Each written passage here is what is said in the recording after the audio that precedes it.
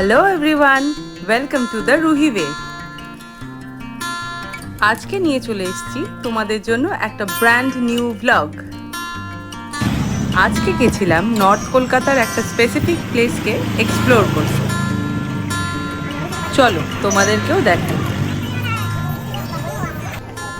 আমরা এসেছি কলকাতার একটা প্রাচীন মন্দির, মোটা মহাদেব মন্দির বা মোটা বাবার মন্দিরও বলা যায়। এই মন্দিরের ইতিহাস শত বছরের, আর এটার বড় আকারের শিবলিঙ্গম কলকাতার একটা অদ্ভুত রহস্য। চলো এক্সপ্লোর করি।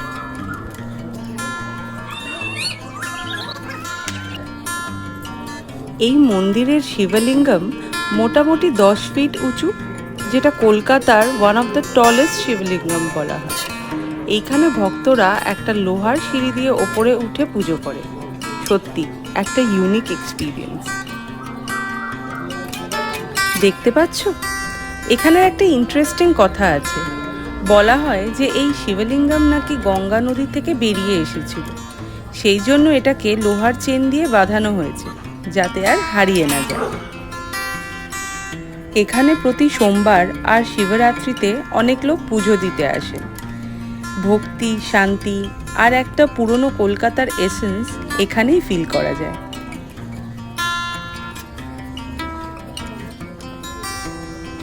মোটা বাবার মন্দির দর্শনের পর ভাবলাম একটা শান্তির জায়গায় যাই। দেখো এই গঙ্গা নদী, যা শুধু একটা নদী নয়, এটার সাথে জুড়ে আছে কলকাতার ইতিহাস, ভক্তি আর অনেক মানুষের রোজগার। এই হাওয়া, এই শান্তি, it's a different vibe all together.